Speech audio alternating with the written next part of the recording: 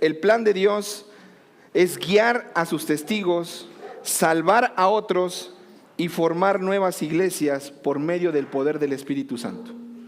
Eso es lo que voy a tratar de sostener, o este es mi argumento de lo que quiero que ustedes puedan ver en esta porción. El plan de Dios es guiar y usar a sus testigos, salvar a otros y formar nuevas iglesias por medio del poder del Espíritu Santo. En el contexto del capítulo 16, Pablo fue un primer viaje misionero. Si quieren, en sus Biblias atrás vienen 3 mapas. El último mapa dice los viajes misioneros de Pablo, o Pablo en Hechos, no sé cómo aparezca en tu Biblia. Normalmente es el último mapa. Y ahí van a ver primer viaje, segundo viaje y tercer viaje. En el primer viaje misionero, Pablo, quiero recordarles, porque esto lo vimos hace como 6 meses, Pablo llegó a Antioquía, habló con un concilio, en Jerusalén, y les dijo lo que había pasado, cómo Dios había salvado a gentiles. Y ahora en el segundo viaje misionero, ellos están ya saliendo de este lugar y van a empezar a viajar hacia otro. Pero la motivación que tienen entre Pablo y Bernabé, que eran los 2 misioneros que estaban, en el versículo 36 del capítulo 15, después de algunos días Pablo dijo a Bernabé: volvamos y visitemos a los hermanos en todas las ciudades donde hemos proclamado la palabra del Señor para ver cómo están. O sea, era regresar a estos lugares del primer viaje misionero. Ese era el plan que ellos tenían. Pero te quiero recordar que el plan de Dios es guiar y usar a sus testigos. Dios no se somete a nuestras agendas. Dios nos llama a que nos sometamos a la agenda de Él. Si somos sus testigos, seguimos su plan. Entonces pasó algo, y te quiero recordar quién fue el que en el primer viaje misionero se rajó. ¿Se acuerdan? Juan Marcos, grábate ese nombre. Marcos, el que escribió el Evangelio de Marcos, se echó para atrás. Dijo: no puedo seguir. Entonces Pablo y Bernabé lo despidieron. Era sobrino de Bernabé.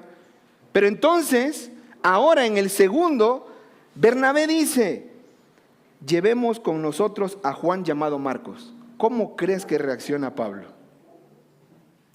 Pablo dice en el versículo 38 que Pablo consideraba que no debía llevar consigo a quienes habían desertado en Panfilia y no los habían acompañado en la obra. Pablo era muy disciplinado, era muy severo, y Pablo dijo no. Pero Bernabé era el hijo de consolación, era la persona de las segundas oportunidades, y Bernabé dice sí, vamos, y Pablo dice no. El punto es que tal era la conversación que terminó en conflicto. Miren cómo dice en el versículo 39. Se produjo un desacuerdo tan grande que se separaron el uno del otro. O sea, esto es una de las primeras divisiones que suceden en la iglesia. Hubo un desacuerdo, se pelearon, no estuvieron de acuerdo y se separaron el uno del otro. Ahora, el plan de Dios es guiar y usar a sus testigos. Ellos, ¿para dónde crees que agarraron? Según lo que dice en el versículo 40, del 39 al final, Marcos y Bernabé se embarcaron rumbo a Chipre. ¿Quién era de Chipre? Bernabé. Si ves en el mapa te va a salir cómo está aquí Jerusalén, y en una isla que está acá se llama Chipre, y para acá agarra Bernabé y Marcos. Era su tierra, allá se fueron.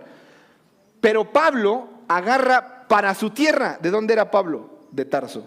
Y se van hacia Tarso. Este desacuerdo produjo que ahora no fuera un solo equipo misionero, sino ahora son ¿cuántos? 2 equipos misioneros. Porque Dios, en su plan, es guiar y usar a sus testigos. Pero en el 16, Pablo llega a un lugar que se llama Listra y Derbe. Y los que han leído Timoteo se han de acordar quién salió de Listra. Timoteo. Ahora, no tengo el tiempo porque en serio que es meterme mucho, pero el acuerdo que habían tomado era que los gentiles no se iban a circuncidar. Que podían seguir conociendo al Señor sin circuncidarse, podían seguir congregándose sin circuncidarse. Pero Pablo ahora llega y agarra a Timoteo y lo circuncida. ¿Por qué lo hace? Por una sencilla razón. Porque Timoteo era hijo de madre judía y de padre griego. Y cuando una madre judía se casaba con un padre griego, lo que hacía es renunciaba a su religión judía y adoptaba la religión griega. Y aunque ella quisiera circuncidar a su hijo cuando nació, el padre, que era griego, decía no. O sea, si estás pensando que eres cristiano y te vas a casar o cristiana y te vas a casar con un católico y luego vas a lograr que el católico deje que tu hijo no lo bauticen hasta que tenga tanto, el católico es tan poderoso que él piensa, no, se tiene que bautizar al niño a los 3 años porque ha adquirido conciencia y porque ahora es pecador, y si se muere el día de 3 años, 6 meses, ese niño se va al infierno. Entonces la costumbre y la cultura que tenía Timoteo era esta. Pero como era de madre judía, Pablo tenía que llevarlo a su viaje para ir a ver a judíos circuncidados. Por testimonio. Porque a Tito anteriormente lo llevó con él y a Tito no lo circuncidó, pero porque Tito era totalmente griego. Pero este era de madre judía. Sale de ese lugar, confirma la iglesia y comienza en el versículo 6 a pasar por la región de Frigia. Familia, quiero recordarles que el plan de Dios es guiar y usar a sus testigos, salvando a otros y formando nuevas iglesias. Pero ojo, en el poder del Espíritu Santo. ¿Por qué te vuelvo a mencionar esto? Porque en primer lugar vemos a Dios guiando a sus testigos a hablar el Evangelio de acuerdo a sus planes y a sus propósitos. Ojo, de acuerdo al plan y al propósito de Dios, no al plan y al propósito del misionero. En el versículo 6, dice que ahora Pablo pasa por la región de Frigia y Galacia. Para que te des una idea, aquí estaba la iglesia de los Gálatas. Esto era Asia. En tu mapa va a aparecer cómo llegan a Troas, y de Troas quieren subir aquí a la parte de Bitinia, de Galacia, de Asia. Y ojo, ese era su plan. Ellos tenían un plan para ir a predicar el Evangelio, pero Dios en sus planes usa a sus siervos, a sus testigos, para que hablen su palabra de acuerdo a su plan y a su propósito. ¿Y qué crees que hizo Dios? Quiero que veas a la Trinidad obrando. Mira el versículo 6. Pasaron por la región de Frigia y Galacia, habiendo sido impedidos por el Espíritu Santo de hablar la palabra en Asia. ¿Quién se los impidió? O sea, el Espíritu Santo te puede hacer que hables y Él te puede impedir que hables. Él les impidió que hablaran. Pero más adelante, dice en el 7, cuando llegaron a Misia, Misia es un puerto. Aquí, mira, te voy a repasar. Jerusalén, se fueron a Tarso, luego a Troas, luego viajan aquí a la parte de Asia, no pueden predicar y llegan hasta Misia. Misia está enfrente de Macedonia. Y cuando están en Misia, según tu mapa, ahora ¿quién se los impide? El Espíritu Santo no los dejó hablar en Asia. Pero cuando llegaron a Misia intentaron ir a Bitinia. Pero ahora ¿quién les impidió? El Espíritu de Jesús. O sea, era rotundo. El plan de Dios, vemos a Dios guiando a sus testigos a hablar el Evangelio, pero es de acuerdo a sus planes y a su propósito, no de acuerdo al plan y el propósito del misionero. Y les impide, pero miren el versículo, dice, no les permitió. Entonces, pasando por Misia, descendieron a Troas. Por la noche se le mostró a Pablo una visión. Un hombre de Macedonia estaba de pie suplicándole, pasa a Macedonia y ayúdanos. Cuando tuvo la visión, enseguida procuramos ir a Macedonia, persuadidos de que ¿quién? El Espíritu Santo, el Espíritu de Jesús y ahora Dios los estaba llamando a anunciar el Evangelio a Macedonia. Familia, el pastor puede tener un plan. El pastor puede tener una visión para la iglesia. Pero cuando el Espíritu Santo se interpone, cuando el Espíritu de Jesús no deja y cuando Dios llama, su testigo y su siervo tiene que hacer la voluntad de Dios. ¿Tú qué eres en este juego? ¿Tú qué eres en esta travesía? ¿Un espectador o eres un testigo?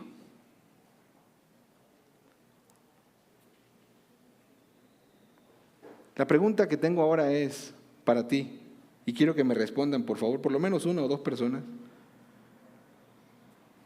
¿Cómo Dios guía? ¿Aquí alguien Dios lo ha guiado? Ahí empiezan a esconder la cabeza como la tortuga, ¿no? Se van metiendo así en el caparazón. Andan buscando tierra para clavar la cabeza como la avestruz. A ver, ¿dónde la meto? ¿Alguno de ustedes lo ha guiado Dios a hacer algo? ¿Cómo? ¿Por medio de su palabra? ¿Cómo más has escuchado la guía del Espíritu Santo? ¿En el pensamiento? ¿En sueños? Circunstancias. Pero ¿saben qué? Todos ustedes están locos. Te voy a decir por qué. Porque según los cristianos, todo lo que ustedes están diciendo no es real. Eso es sobrenatural y eso no nos pasa a nosotros. Según los católicos, es por medio de un airecito.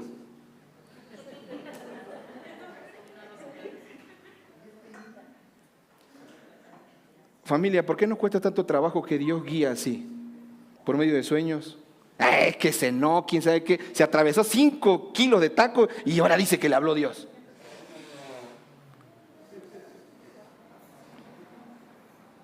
Quiero darte un consejo práctico de acuerdo a esta porción bíblica de cómo Dios guía y cómo tú puedes percibir y seguir la guía de Dios como la siguieron estos hombres. Primero, no guía a Dios por medio de puertas abiertas, también guía a Dios por medio de puertas cerradas. Cuando estaba en Campeche y mi esposa me dijo, yo me regreso a Puebla, no es que ella sea la mala, teníamos muchos conflictos. Y yo me acuerdo que lo que le decía a Dios, tú me mandaste aquí a plantar una iglesia, ¿por qué? Yo soy llamado, ¿por qué ahora no voy a hacer esto? Y Dios me cerró la puerta y me mandó a cuidar a un enfermo. Perdón por la expresión, era un hermano que me ofreció trabajo y estaba enfermo, y porque estaba enfermo me dio el trabajo. Y en ese lugar, Dios me cerró la puerta de pastorear en Campeche, y mediante una puerta cerrada, Dios empezó a obrar en mi corazón. Y Dios no solo guía por puertas cerradas, Dios guía también, perdón, por puertas cerradas, sí, sino también por puertas abiertas. Y Dios no solamente guía por puertas abiertas, también puede cerrar una puerta para abrir otra. Tú tienes que estar expectante. Pablo quería ir a un lugar y él se lo bloqueó. Pero tuvo una visión y ojo, chécate de cómo pasa del singular al plural. Él tuvo la visión y dice Lucas, inmediatamente decidimos ir a Macedonia. Inmediatamente, concluimos, dice. Y esta es otra. La guía de Dios no es solo circunstancial, también es racional. Entiende, busquen la palabra de Dios. O sea, hay cristianos que, es que el Señor me está guiando a hacer esto. Pero ¿bajo qué base? ¿Bajo qué palabra te está guiando a hacer eso?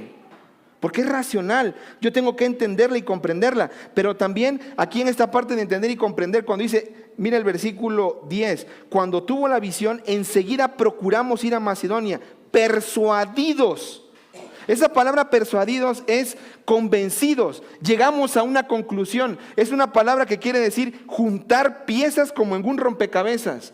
O sea, nos dimos cuenta. Claro, por eso se peleó Pablo con Bernabé. Claro, por eso llegamos hasta donde estaba Timoteo. Claro, por eso ahora no nos deja hablar en Asia. Claro, no nos dejó ir a Bitinia. Porque Él quiere que vayamos ¿a dónde? Pero es una conclusión. La guía de Dios también deja de ser personal y se vuelve comunitaria. Esa es la razón por la que tú como hijo de Dios no puedes vivir solo.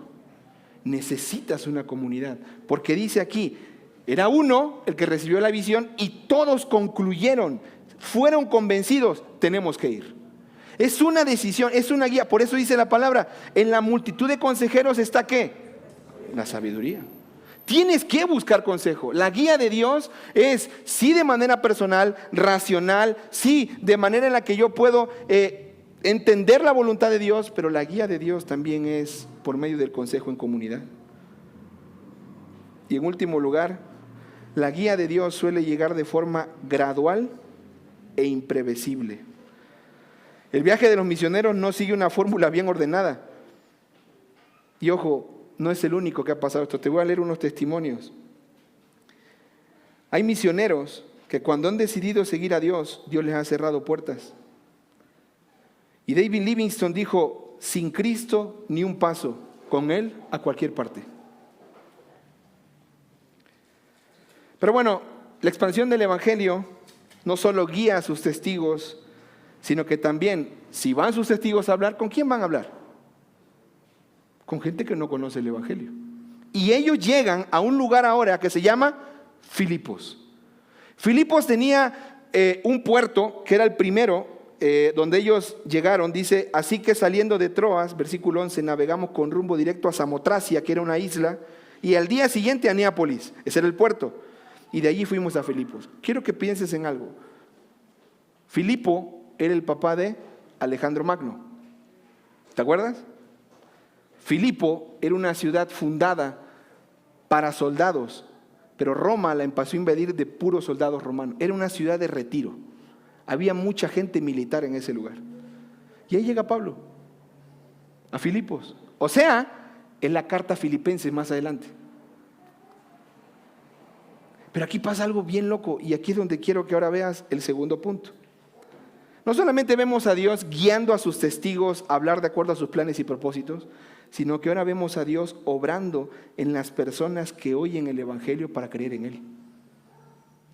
A ver, ¿tú piensas que tú estás aquí porque tú creíste el Evangelio un día y porque tú lo entendiste y eres muy inteligente? No. Ninguno de nosotros teníamos la capacidad de entender el Evangelio. El Espíritu Santo tuvo que venir e iluminarnos, convencernos y traernos a salvación. Pero vamos a ver 3 historias aquí. Timothy Keller tiene un libro que se llama El Manual del Plantador de Iglesias. Y Timothy Keller utiliza estas 3 historias. Timothy Keller, ¿quién es?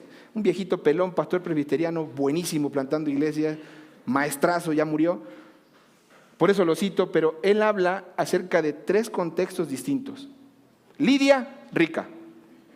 La muchacha, esclava. El carcelero de Filipos, un servidor de gobierno. Y lo que está haciendo Lucas es enseñando cómo Dios utiliza a sus testigos de acuerdo a su plan y a su propósito para alcanzar con el Evangelio a personas que difíciles. Él llega a Filipos. En Filipos no había sinagoga porque no habían tantos judíos. ¿Y a dónde va? A un lago. Ya lo leímos en la historia. Y ahí al lado estaban la femenil, porque había mujeres en tiempo de oración. Y cuando llega dice que Pablo habla. Mira por favor en el versículo 13. El día de reposo salimos fuera de la puerta a la orilla de un río donde pensábamos que habría un lugar de oración. Nos sentamos y comenzamos a hablar a las mujeres que se habían reunido. Y estaba escuchando cierta mujer llamada Lidia. Ella era de la ciudad de Tiatira, o sea, era asiática, no era griega. Pero ella era vendedora de telas de púrpura, o sea, tenía lana. Dedicarse a eso era mucho dinero. Pero tenía una característica: adoraba a Dios. Ojo, esta expresión de adoraba a Dios es buscaba a Dios. No lo conocía, pero lo estaba buscando.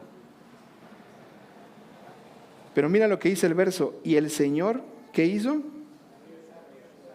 Para que recibiera lo que Pablo decía. ¿Quién abrió su corazón? ¿Por qué tenemos tanto temor cuando vamos a hablar del Evangelio? ¿Porque tienen miedo a que te rechacen? Simplemente Dios no ha abierto ese corazón. Pero Pablo habló. Y ojo, habían muchas mujeres. ¿De cuántas nos habla?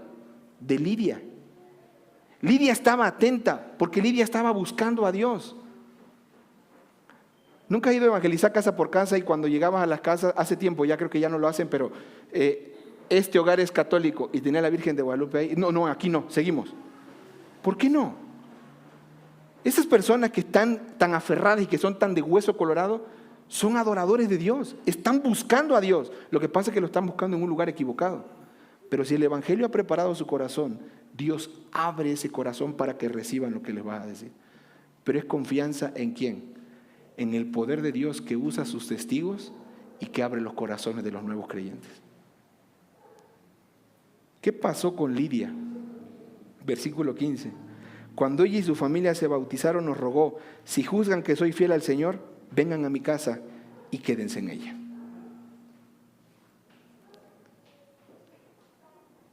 Chécate que el pasaje más famoso que nosotros conocemos es el del carcelero de Filipos. Cree en el Señor Jesucristo y seas salvo tú y tu casa. Pero nadie nos habla de Lidia, que creyó en el Señor Jesucristo y luego fue salva, y su casa también creyó y se bautizó. O sea, según historiadores dicen que creyeron en Cristo sus empleados, ella y su familia. Está triste tu corazón porque tú nada más no estás acompañando de tu casa y tu marido se quedó durmiendo y tus hijos no tienen el interés de buscar a Dios y tu familia no te está tirando al loco. Persevera en esta promesa. Si tú has creído, tu fe te ha hecho salvo a ti, pero en un futuro tu fe va a ser salvo a tu familia. Esa es la promesa de Dios. ¿Cuándo? Cuando Él quiere abrir el corazón. Deja de hacerte el cirujano tú. Porque tú quieres que tu familia se convenza. Tú quieres a fuerza que ellos cambien. Estás aferrado con el cambio de ellos. Es más, te roba el gozo que no cambien. Confía en el Señor.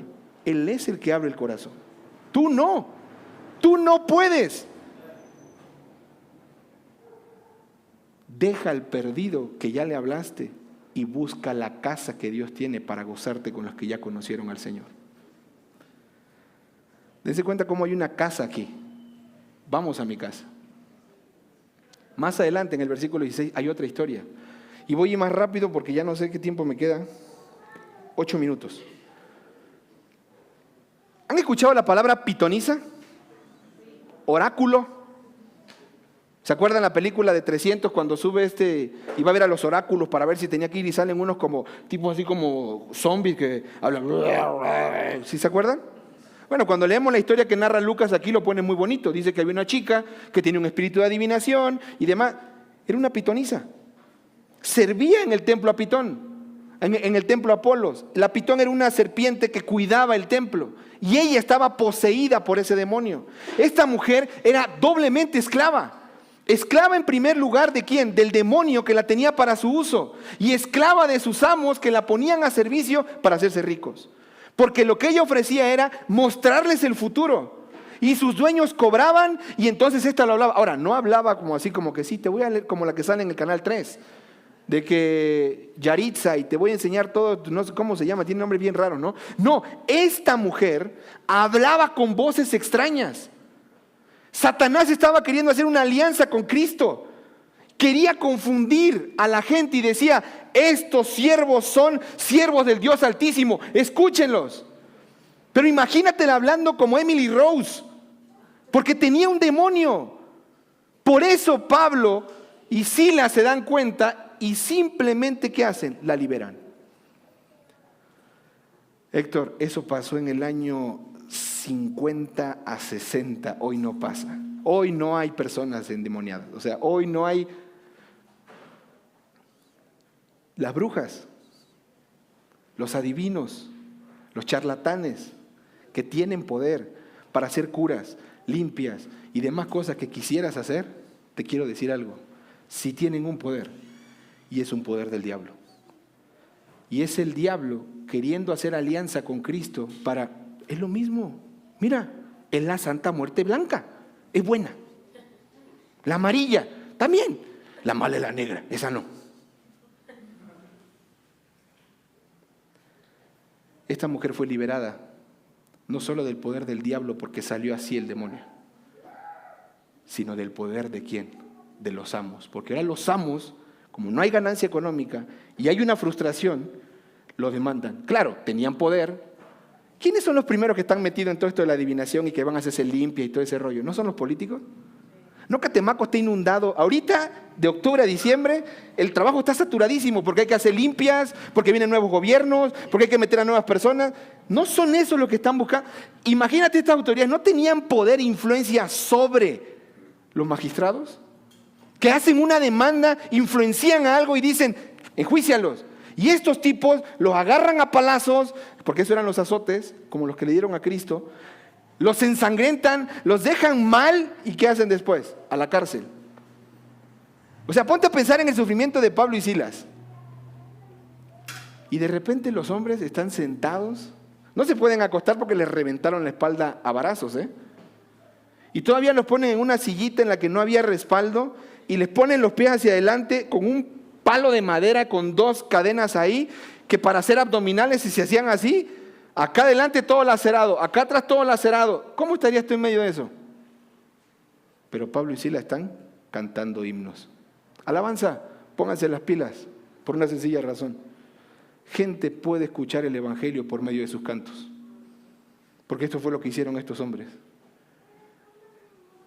Ellos deberían estar sufriendo, ellos deberían estarse quejando, les acaban de pegar, ¿y qué están haciendo?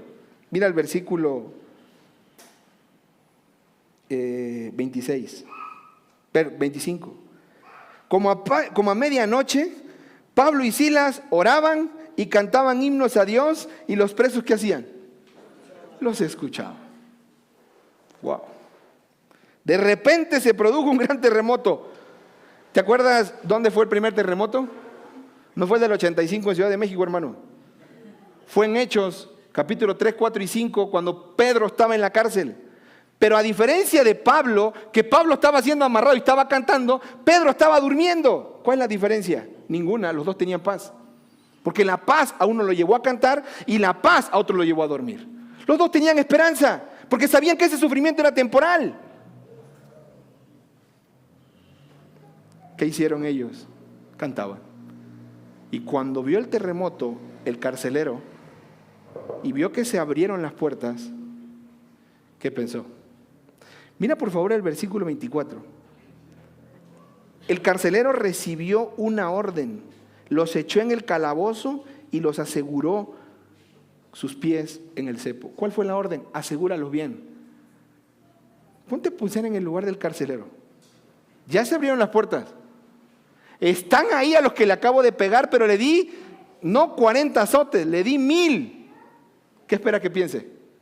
Si salen me van a matar. ¿Qué tomó el carcelero? Tomó la espada. ¿Y qué iba a hacer? Suicidarse. Porque es mejor terminar con mi vida yo mismo que ellos terminen con mi vida. Ese es el pensamiento de un suicida. ¿Te ha pasado por la mente suicidarte?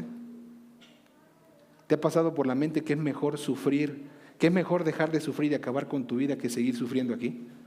Te estás olvidando que eres un testigo de parte de Dios y que Dios puso esa situación en tu vida con un plan y un propósito, y Él la va a usar. Y de repente Pablo le dice, ¿a dónde vas? Aquí estamos. El otro se quedó así, y la primera pregunta que hace, ¿cuál es? ¿Qué hago para ser salvo? A ver, espérame, primero te voy a predicar el evangelio, son 7 puntos, son 15 minutos, tienes que escuchar. Y luego de ahí tenemos que hacer un examen. Y después vas a hacer una oración, a ver si... Y luego, ojo, pero tenemos que buscar agua para que te bautices, Este cuate ya había visto la liberación de la mujer esclava. Este carcelero ya había escuchado los cantos, que hasta lo arrullaron y se durmió. Porque dice que se despertó y cuando vio todo, se quería matar. Y la pregunta que le hace cuando llega es, al ver a Pablo y a Silas, ¿qué tengo que hacer? ¿Nunca te ha tocado personas así? A mí sí. Que ya pasaron por todos los sufrimientos, que han escuchado el evangelio 1001 veces y solamente te preguntan, ¿qué tengo que hacer para ser salvo? Y la respuesta de Pablo es, cree en el Señor Jesucristo y serás salvo tú. Y ojo, no por tu fe se va a salvar tu casa. Es que viendo tu fe, tu familia va a ser salva también cuando ellos crean en Cristo. ¿Y qué pasó con la familia? Dice que los llevó a su casa en el versículo 32. Le hablaron la palabra del Señor a él y a todos los que estaban en su casa. El carcelero los tomó en aquella misma hora de la noche, les lavó las heridas y enseguida fue bautizado con todos los suyos. Llevándolos a su hogar, ¿qué hizo? Ya era de noche, medianoche, les dio de comer. Y se regocijó grandemente por haber creído en Dios con todos los suyos.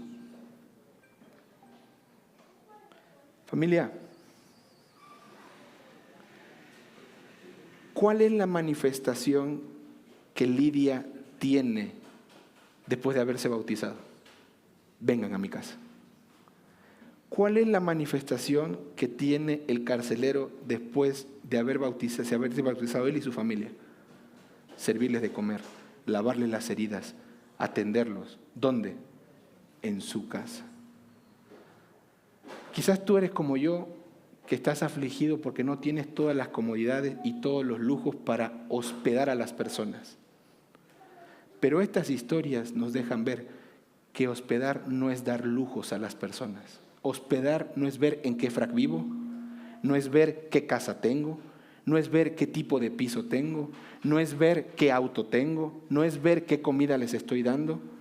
Hospedar es servirles, atenderlos y lavarles las heridas. ¿Tienes tú la oportunidad de hacer eso? ¿Por qué no lo haces? Ay, es que mi casa cuando tembló en el 85 dejó una grieta del techo hasta el piso. Pues hermano, vamos a orar por la grieta. Yo no vengo a ver la grieta, yo vengo a ver cómo estás tú. ¿Por qué no somos una iglesia más hospedadora? ¿Por qué no somos una iglesia que abre las puertas de su casa a la gente? Lo podemos hacer. Y aquí estaba la pobre, que era una esclava, estaba la rica, que era Lidia, y estaba el servidor público, que era ¿quién? El carcelero. Para terminar, te voy a pedir por favor, porque aquí viene la pregunta hacia ti y hacia mí. Ok, es el poder de Dios usando sus testigos, salvando a los no creyentes y formando nuevas iglesias. Pero quiero que por favor lees Marcos capítulo 3, versículo 13. Vamos a hablar del desertor, el tal Marcos. Mira lo que dice en el capítulo 3, versículo 13. Por tu culpa se dividieron los cuates, Marcos. 3:13. Después Jesús subió al monte, llamó a los que él quiso y ellos vinieron a él. Designó a 12 para que estuvieran con él y para enviarlos ¿a qué? Esa es la primera cosa. Después, y para que tuvieran autoridad de expulsar ¿qué?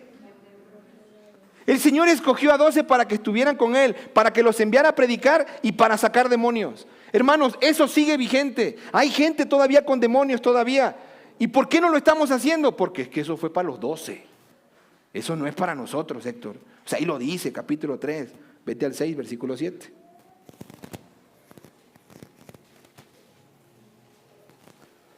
Entonces Jesús llamó a los 12 y comenzó a enviarlos de 2 en 2, dándoles autoridad sobre los espíritus inmundos, y le ordenó que no llevaran nada para el camino, sino solo un bordón, ni pan, ni alforja, ni dinero, ni el cinto, sino calzados con sandalias. No lleven 2 túnicas, y les dijo, donde quiera que entren en una casa, quédense en ella hasta que salgan de la población. Por eso fueron a la casa de Lidia, porque Dios había prometido esto a los 12 discípulos. Ah, pero es que Pablo era apóstol, por eso a él se le cumplió. A nosotros no nos está diciendo eso, Héctor. No me empieza a manipular. No me empieza a decir que yo vaya porque no es así. ¿Ok? Vete por favor a Marcos capítulo 16.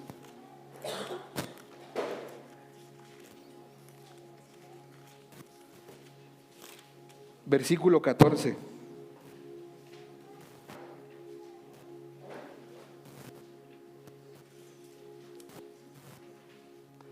¿Tienen la cena?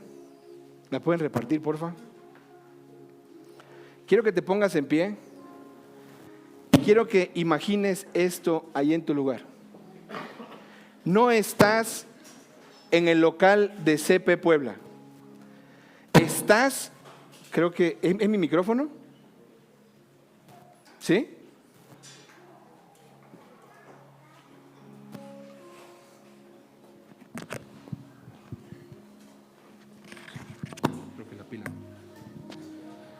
Quiero que imagines que estás sentado a la mesa con Jesús. ¿Ok? Y mira el versículo 14. Bueno, repartan los símbolos, vayan tomándolo ahí, los que vayan pudiendo, vayan leyéndolo conmigo. Después Jesús se apareció a los 11 discípulos cuando estaban sentados ¿en dónde? ¿Qué esperas tú que el Señor Jesús le dijera a sus 12 discípulos cuando están a la mesa? A los 11, perdón, ya se había matado uno. Oye, Pedro, bien chido el viaje, ¿eh? Oye, fueron 3 días en la tumba y mira, te voy a contar cómo es. Y luego a los otros hablando con él. O sea, ¿tú te imaginas una escena así? Felicitándolo de, muy buen trabajo, muchachos. Vamos a poner las manos al centro. 1, 2, 3. ¿Qué hizo Jesús? Los regañó. Los reprendió, ¿por qué? Por su incredulidad. ¿Y por qué más? Déjame decirte algo. Ellos fueron reprendidos por la incredulidad y dureza de su corazón porque no habían creído a los que habían dicho que Él había resucitado. Eso es lo que dice aquí en el texto. ¿Estás sentado a la mesa del Padre hoy para compartir la comunión? Espero que Dios te esté regañando en este momento y te esté reprendiendo. ¿Sabes por qué? Porque no has hablado el Evangelio, porque no le crees a Dios que Él tiene el poder para que nueva gente conozca de Él. Él tiene el poder para abrir sus corazones, porque Él tiene el poder para hacerlos nacer, como hizo nacer de nuevo a Lidia, como sacó el demonio de esta mujer que tenía un espíritu extraño, y también para liberar a un servidor público. ¿Estás sentado a la mesa con Él? Qué bueno. Pero quiero que voltees a ver algo antes de voltear a ver el pan y la copa. Analiza tu corazón y checa las áreas en las que estás siendo incrédulo y duro de corazón. Las cosas en las que no le estás creyendo a Dios, sino estás creyendo en tu capacidad. Observa eso. Llega ante el Padre gozoso porque Él te dio vida nueva, sí, pero estás dudando del que pagó por tu vida. Estás dudando de que Él pueda salvar a otro y transformar a más personas. ¿Por qué estás dudando?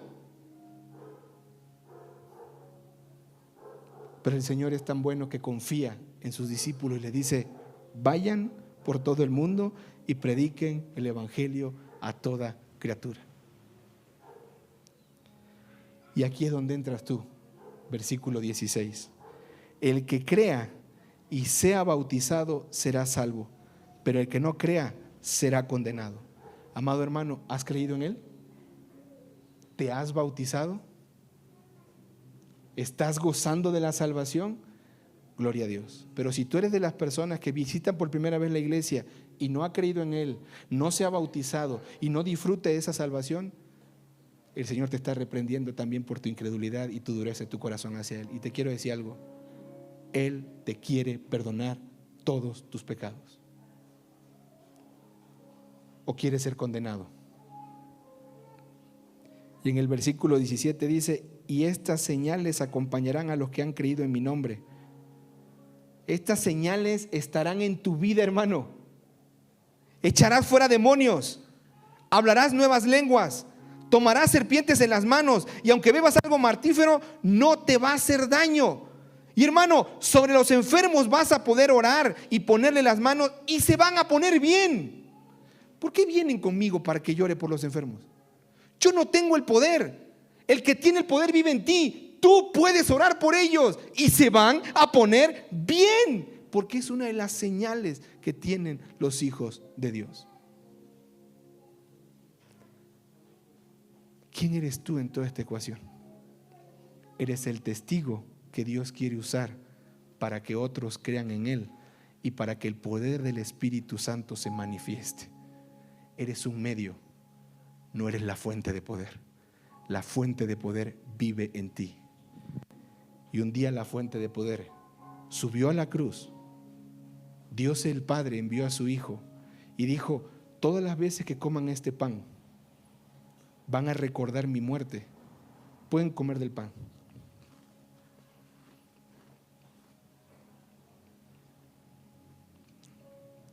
Y todas las veces que beban esta copa, dice, van a recordar mi sangre, sangre del nuevo pacto, hecho en mi nombre, un pacto en el que Él no se va a retractar. Puedes tomar de Él. Pero la palabra dice: todas las veces que comieras este pan y bebieres esta copa, la muerte del Señor anuncias hasta que Él venga. Déjame orar por ti. Amado Señor, estamos aquí un grupo de testigos tuyos, reprendidos, Señor, en la dureza de nuestro corazón y en nuestra incredulidad. Te pido por las personas aquí que están aferradas a que ellos pueden cambiar a las personas, a que ellos pueden convencer a las personas, aún las personas que están creyendo que ellos pueden cambiarte a ti de parecer. Dios mío, perdónanos. Perdónanos porque es nuestra incredulidad y es nuestra dureza de corazón. Pero Dios, hoy celebramos tu muerte, tu vida y tu resurrección, porque nos vemos ahora como tus hijos por esa gran obra. Y también vemos que somos tus testigos, útiles en tus manos para ser usados, para ser guiados, para hablar tu evangelio y para ver a otros pasar de muerte a vida por el poder del Espíritu Santo. Gracias, Señor. Gracias por manifestarnos este poder. Y gracias por cambiarnos el corazón incrédulo y duro y darnos un corazón de carne, suave, sensible a tu voluntad, con la intención y el deseo de obedecerte. Alabamos tu nombre, Señor, por habernos hecho libres y por empezar nuevas iglesias. En el nombre de Jesús. Amén.